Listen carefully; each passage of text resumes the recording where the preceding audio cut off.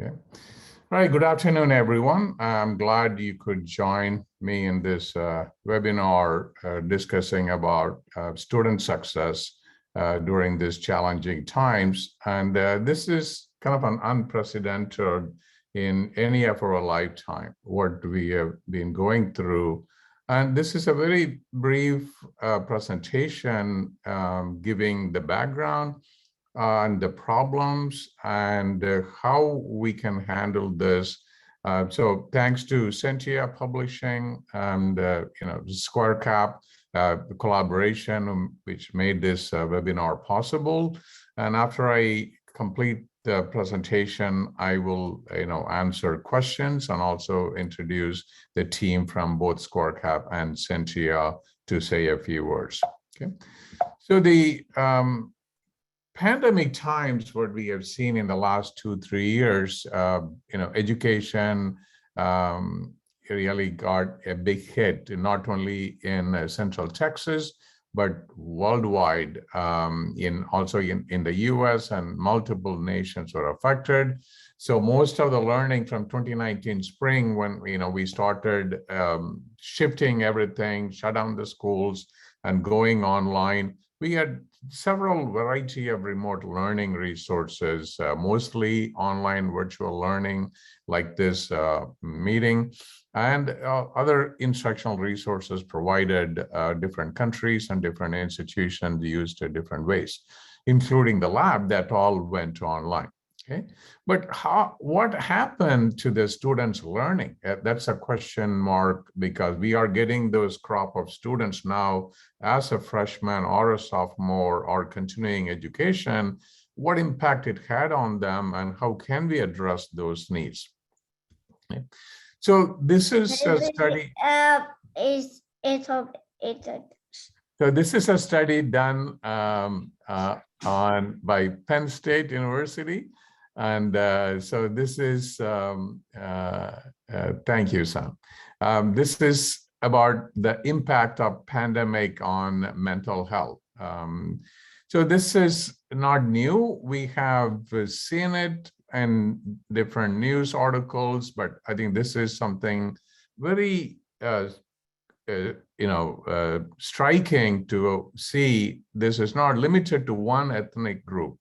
As you can see that, African Americans, followed by American Indian and Asian community, and then, Latinos, and then Native Hawaiian, Pacific Islander, and white community, anywhere from 55 to 70% impact on the mental health.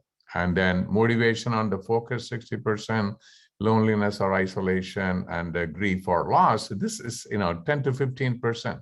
It's not a small amount. And so this is happening, and how is this impacting on the student behavior is something let's look at first. The effect on mental health, this is from a fall 2021 data. It says college student mental health. And so this is again from the Penn State college mental health center they have. And you can see that, the depression, kind of a leveling off. This is comparing 2017 to 2021. This is a 4-year trend. They have been, doing this. But if you look at all the upward trend, you can see the anger and the frustration is one thing that really went up. And then eating disorders went up, alcohol consumption went up. And there's some distress in that. This is social anxiety is what this is, but alcohol consumption did go down. Let me correct myself. This is all the captions are on the top. So the social anxiety, generalized anxiety, academic distress all went up.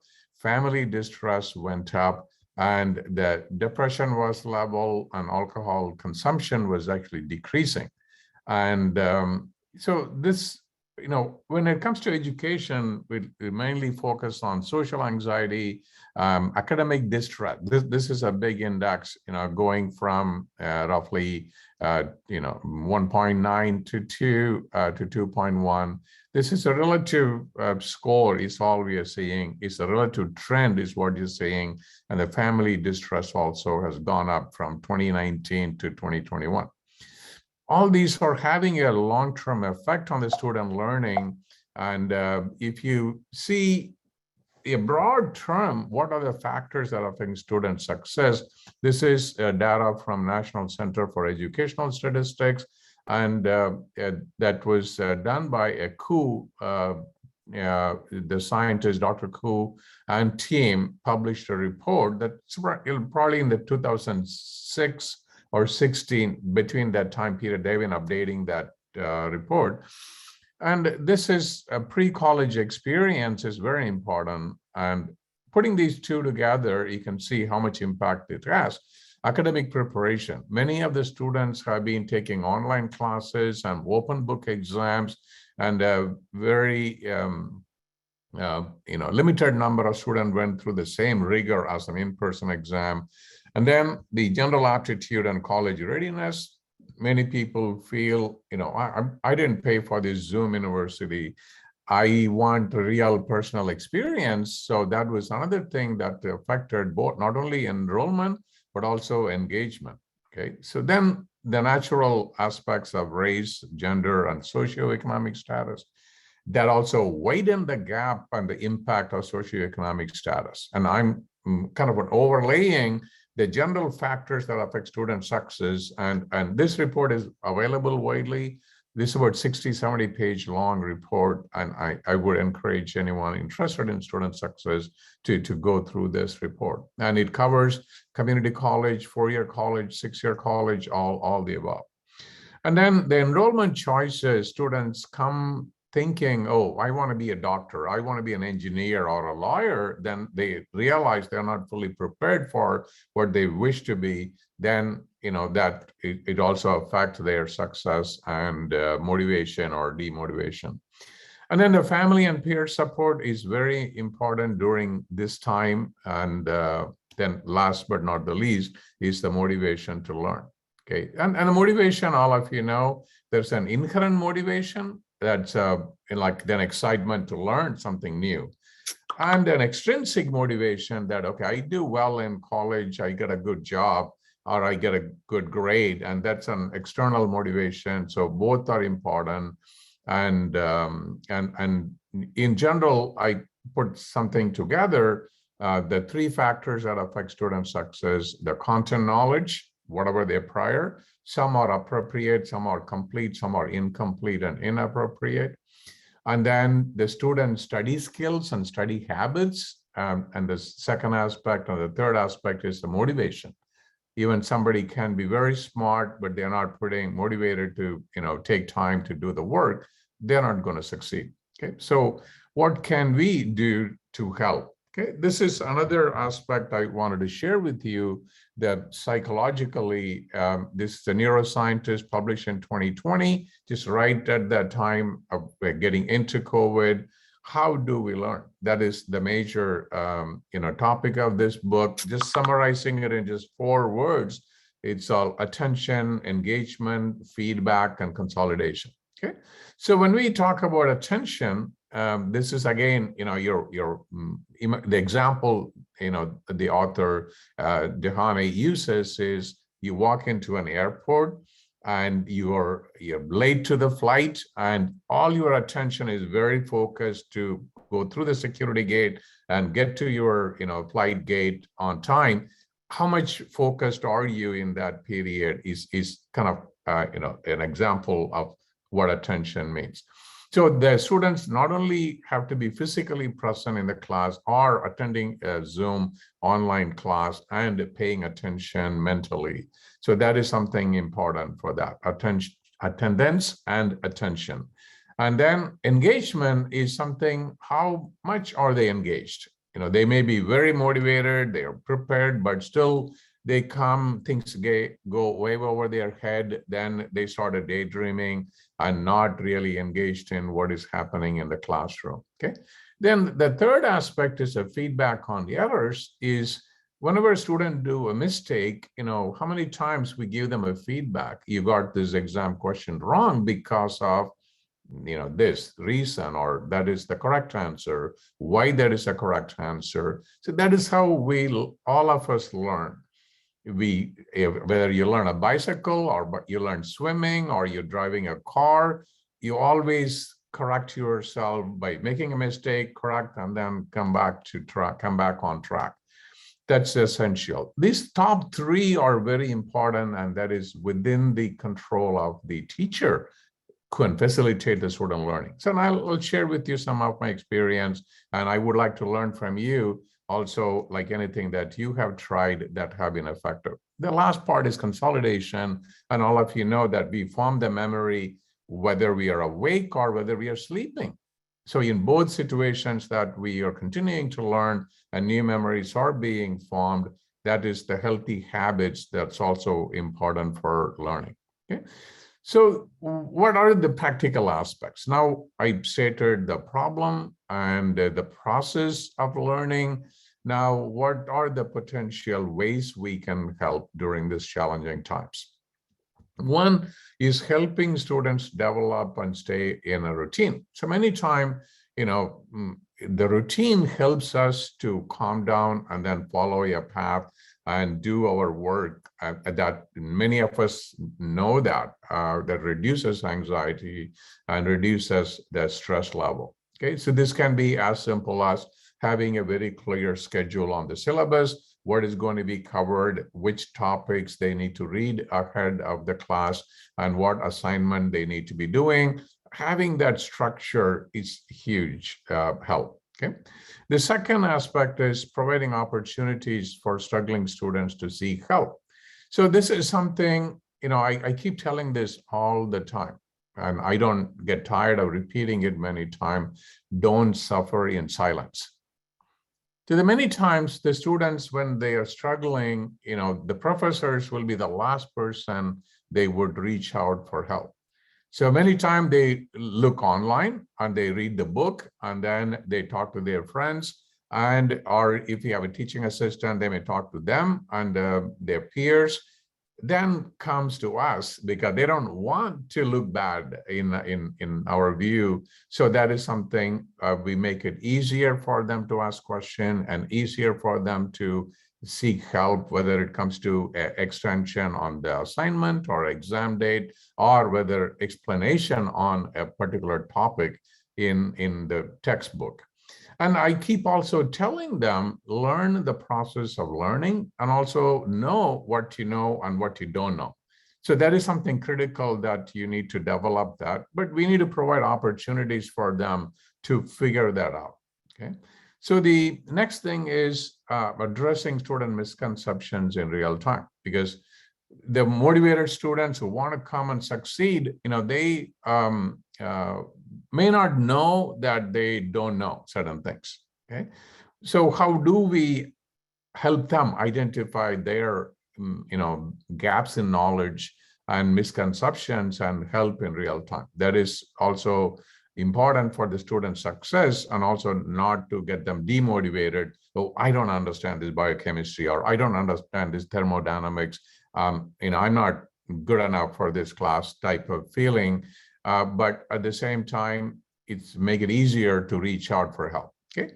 And reduce the anxiety. We saw that the social anxiety, the academic anxiety, the family distress, all these have gone up in the last few years.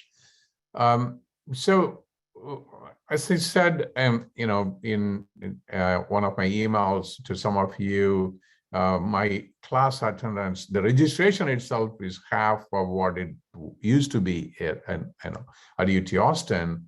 And out of that, only half of them show up to class. So you can see that, we allow flexibility, and we allow, an optional to wear a mask and give distance to, sit. And then in spite of the safe, learning environment, and also provide online videos and online resources, it is an anxiety is still an issue. And because I can see that very openly, the student communities gathering outside the classroom or during the break in the hallway, you don't see that like it used to be 3 years ago.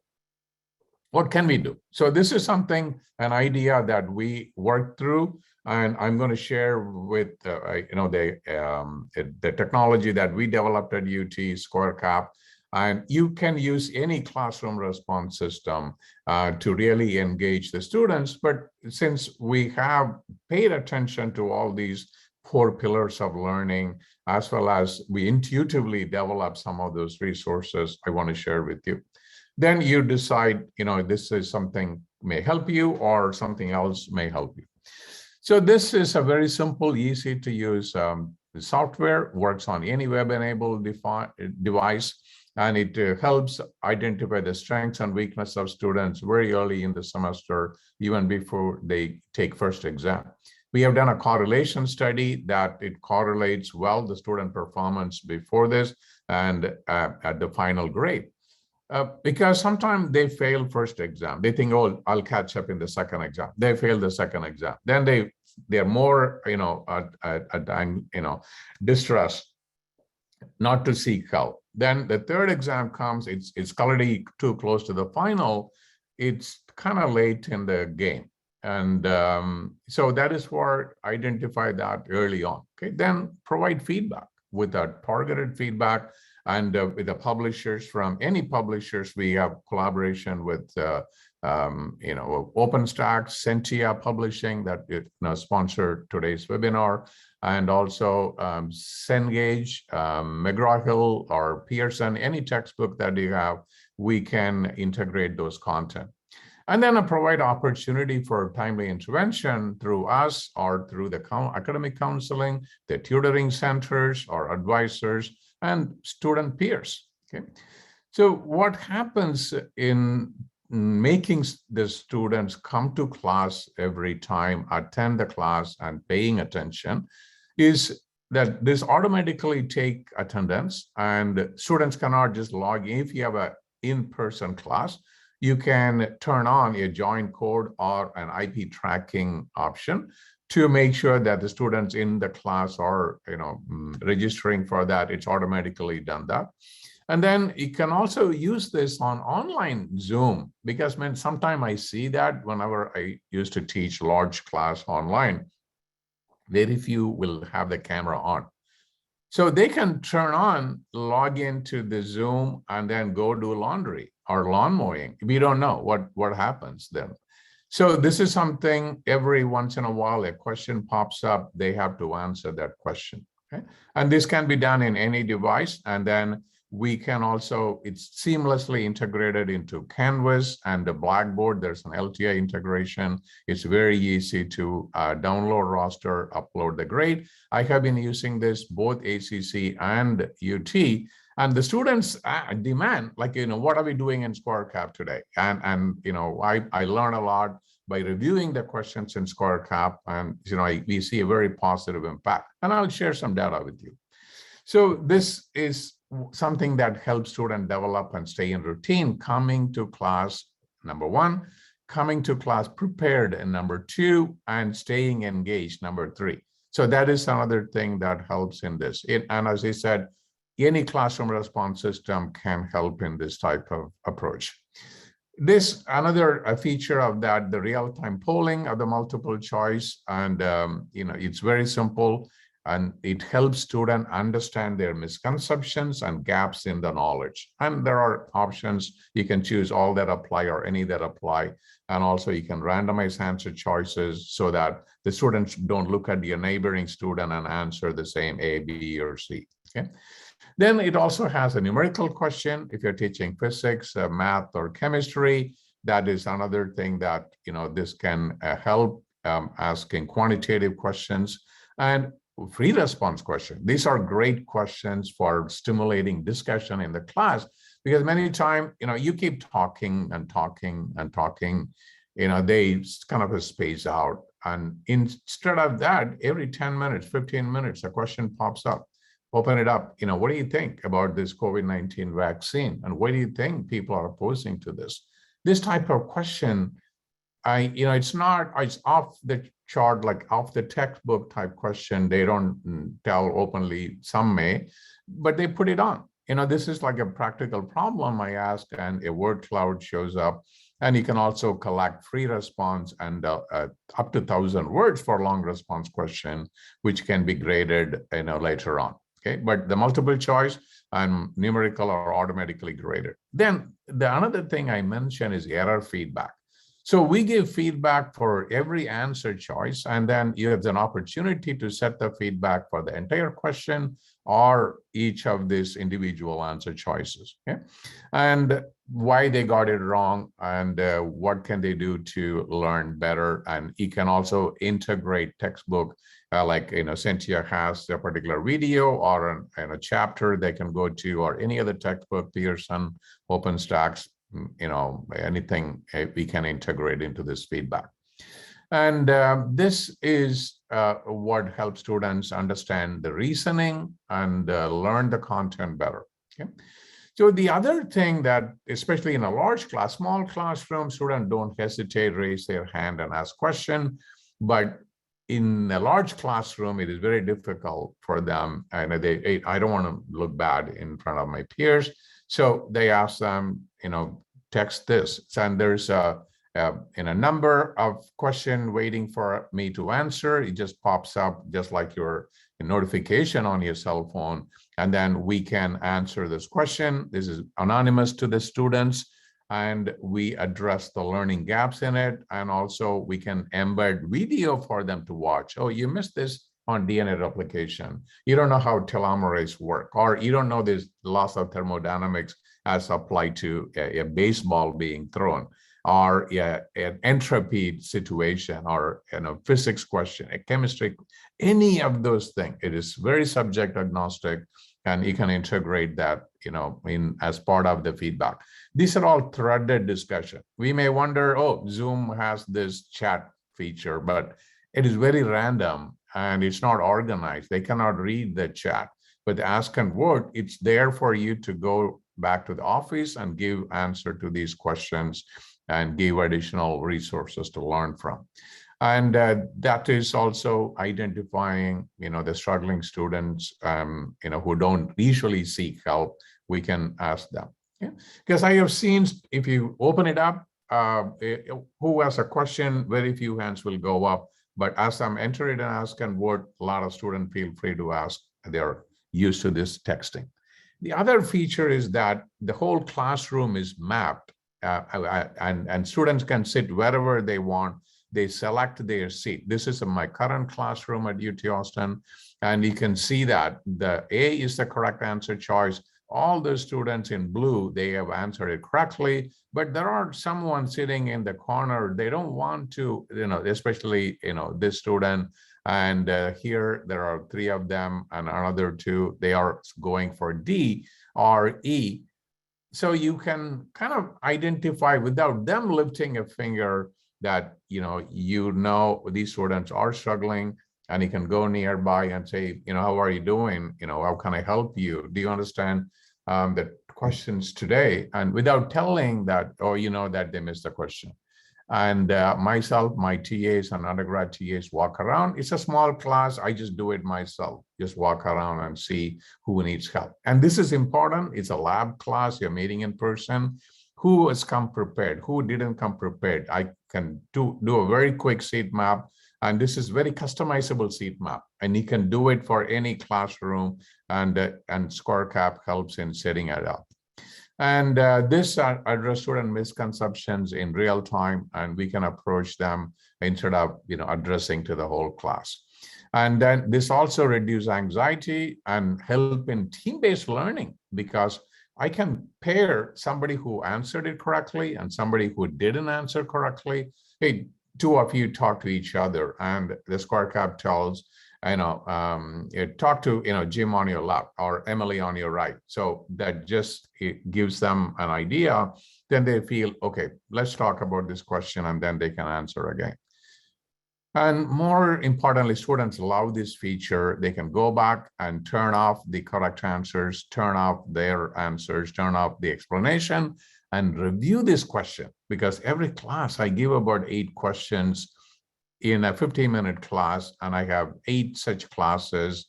And that's what 64 questions they can practice for the actual exam. And depending on how often you do that, even if you have 5 questions, that's about 40 questions they can review and practice and get the feedback. But this is not just a talk. And this is something we have been doing for the last 8 years since we developed this. In 2015, we launched it. And so in 2013, 14, we did a study. We were doing all these evaluation studies before we launched the full product. And this is even at that time, before using Squarecap and after using Squarecap, the grades went up. A's and B's went up, C's and D's went down. So this is a cumulative number, so they don't necessarily add up, but you can see a trend is very positive. Not only that, it also improved the instructor rating of, that they were more engaged and they're very positive, okay?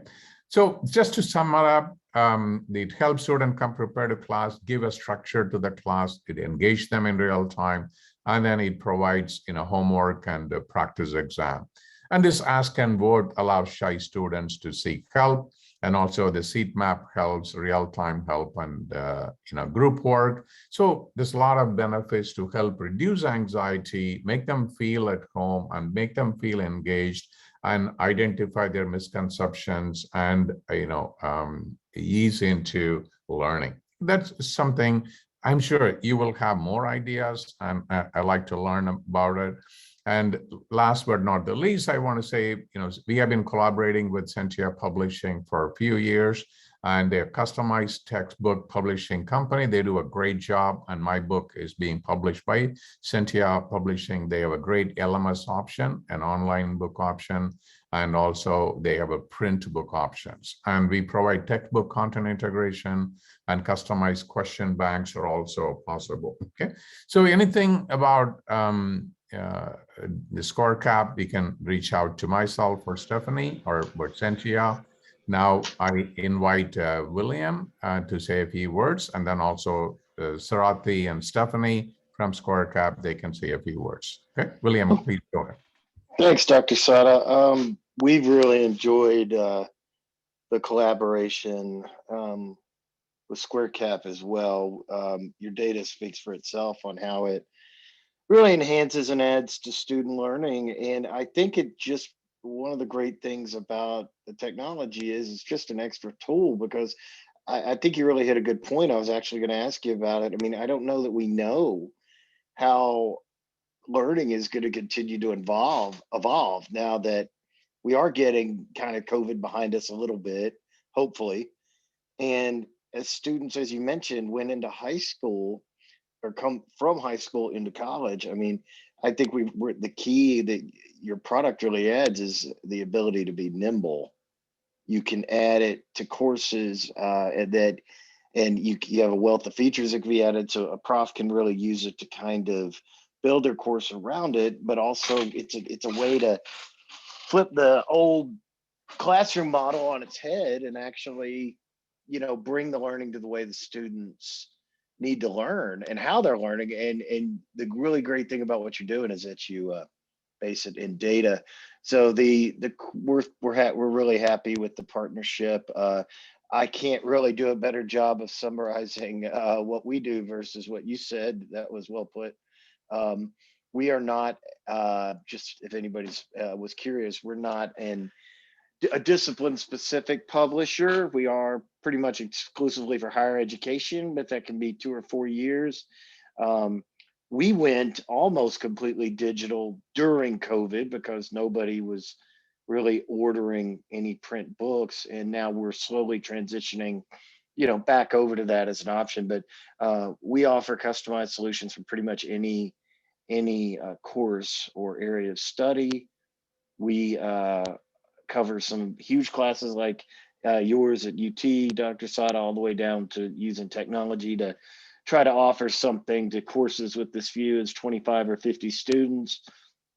So we feel like we can offer a publishing solution really regardless of size.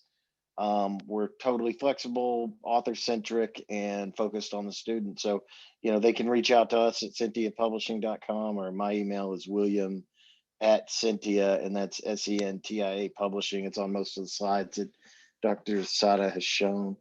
Could I ask you one question, Dr. Sada? Yeah, please go ahead, William. Yeah, thanks for your nice summary. Go ahead. Real quick, just how do you see this continuing to evolve and change? Because you mentioned something really interesting. These kids a lot of them started in COVID in high school, maybe late in high school. Now they're in your classes. As we are bringing on more therapeutics. We have the vaccines and things. Do you see the trend online really continue to improve or increase, or do you think we will see kind of a comeback of the actual in-person It's a very good question. students? Yeah, it's a very good question. We are all grappling with that. I wish I know the perfect answer for this. But practically speaking, and talking to my students, you can see their, first a few weeks of the semester in both ACC and UT, they were, kind of a cautious, looking around and, I'm safe here. Is there a healthy environment?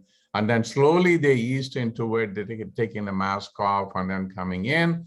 But also there's a level of anxiety from whatever it impacted their life.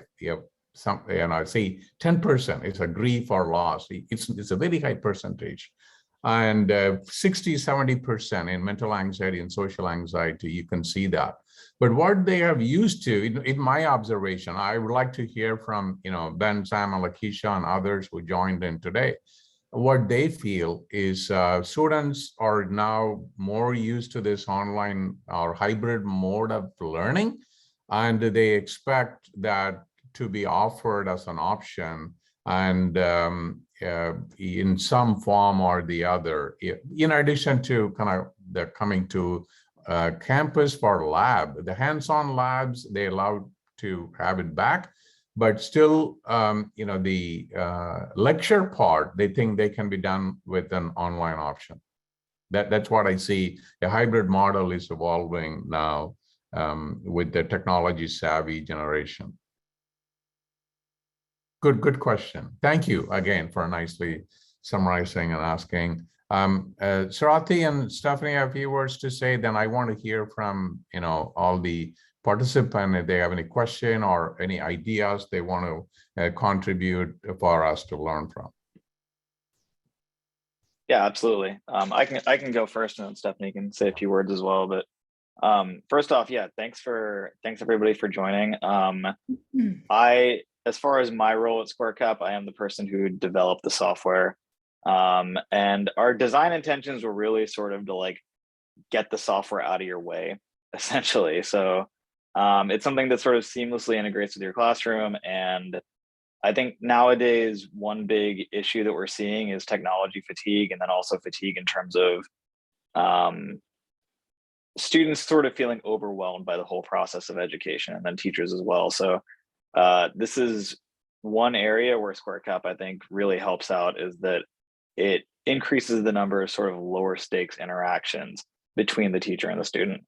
And then the other thing I did want to mention is the price. This is something that everyone really asks about. And so we're proud to be the cheapest classroom response system out there.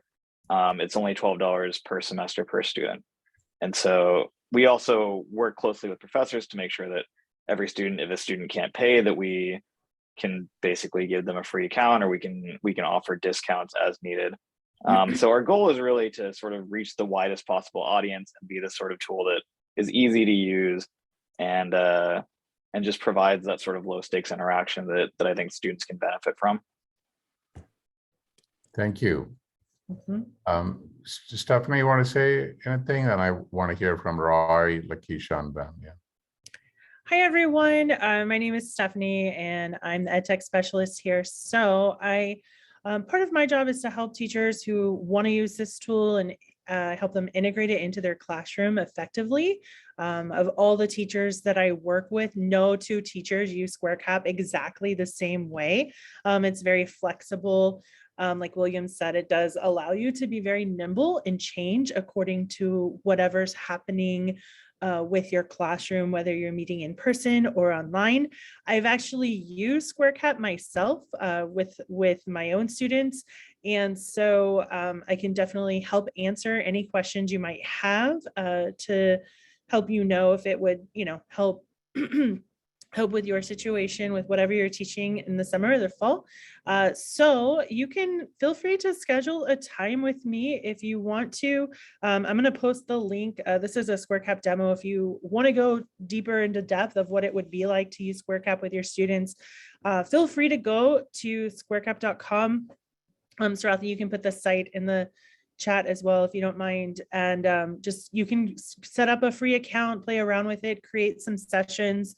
There's a lot of it. Squarecap was designed to be very simple to use, so it's been described as being deceptively simple. You can get in there, you can create some questions, start using it with your students, and then as you go, you can add on some of the more advanced techniques as far as the ask and vote and the automatic grouping, the seat map. Those are all things I'd be happy to help you learn how to do. And with my own students, I notice a difference with them when I use Squarecap and I allow them to practice what we're learning. They have an opportunity to fail in a low stakes environment. So I use Squarecap to ask them, some of my hardest questions which be similar to what would show up on a test that I know that they're going to have trouble getting, and I know that they're not going to get it right the first time, and that's okay.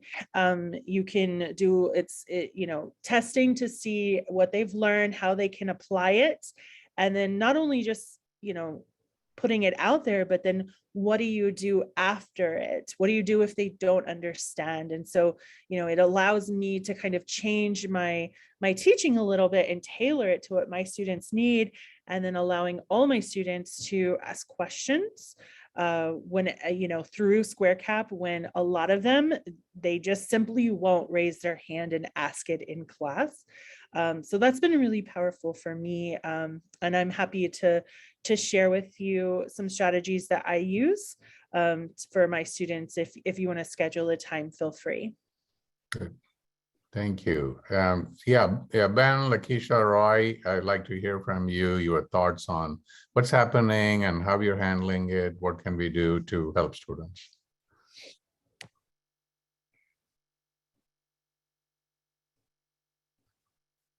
I'll go first. Yeah, go ahead. I definitely think there's a more wide open space that we need to be flexible with student learning.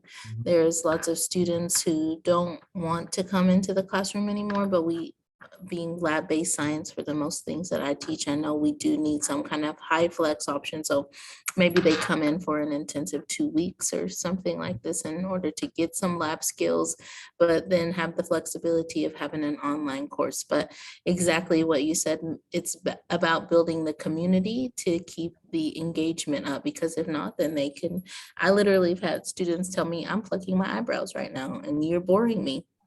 So sometimes it's just the door to open to make sure that they can speak to you, and also make sure that they are being engaged. So I kind of like several things that I noticed that you had.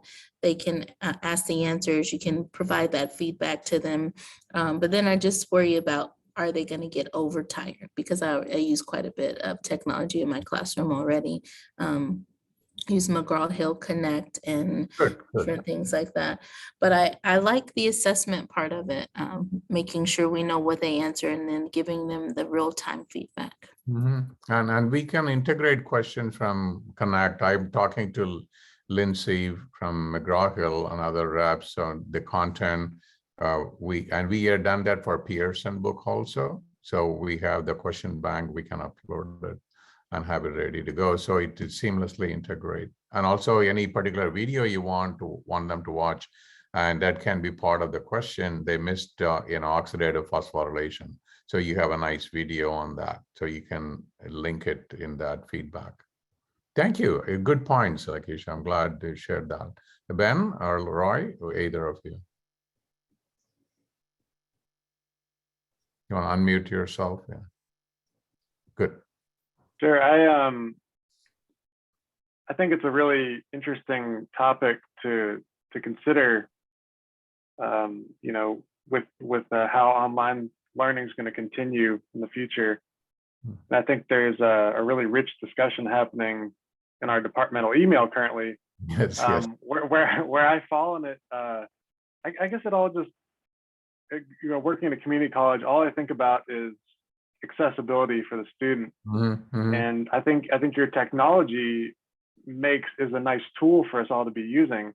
But there is the startup cost of just not like, you know, you have a cheap product and I think that's great, but the startup cost of just bringing it on board when, like Keisha said, we already have things that we're used to. I mean, I like to improve, I like to change, but it is intimidating when you feel like you got something really good going after a couple of years of doing this, and you got your methods. But as far as online learning goes, it has, I mean, now that students have had a taste of it, and some of them, you know, it works much better with their lifestyles, works much better with their situation. There has to be some version of it, in my opinion, going forward. And there's the argument with the labs. You know, if students don't get hands-on experience, then what are they really going to be able to advance in whatever pathway they go in? But so there's that. There's also the problem with students that just are so poor that they don't actually have the opportunity to use any of this stuff for all sorts of reasons. And so I find like I'm somewhere in the middle where we need to have both options, absolutely. And I feel like there's got to be better ways to do labs that we haven't quite thought of yet, or at least acceptable ways that can, you know, make our students learn the things that we find most important in a lab course. But overall, I still feel like I'm kind of on the fence on where exactly I stand, and I feel like there's more than one really good answer to all these things. I'll just leave it at that. Very true. Well said, Ben. I agree with you, and that is something we are very much aware of, and that's one thing, you know, for the past 5 years we haven't increased the price, and we gave free subscription to many students who can't afford it, including my book. I gave it free, and so I have done that, both print book and online book, complement subscription. Both Sarathi and William, they help out in sending complimentary access codes. And we are very much with them. That's the reason, you know, we started this company, Squarecap, to help everybody get a Squarecap during the graduation. That's the reason it's named like that. So, we are with you on that, and anything technology has to be seamless, easy to use. It should not be an impediment to the learning. It should be a complement to the learning. Yeah. Good, thank you for sharing that. Roy, do you have anything you suggest and share with us what you teach and how you engage with the students?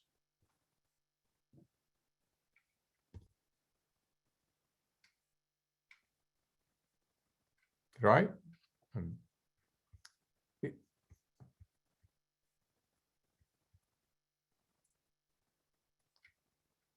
It's okay. If you know, we will wrap it up. If any of you have any questions, you know, we can follow up, and you know, we'll share the slides with you later on, and we can, you know, continue to stay in touch with each other.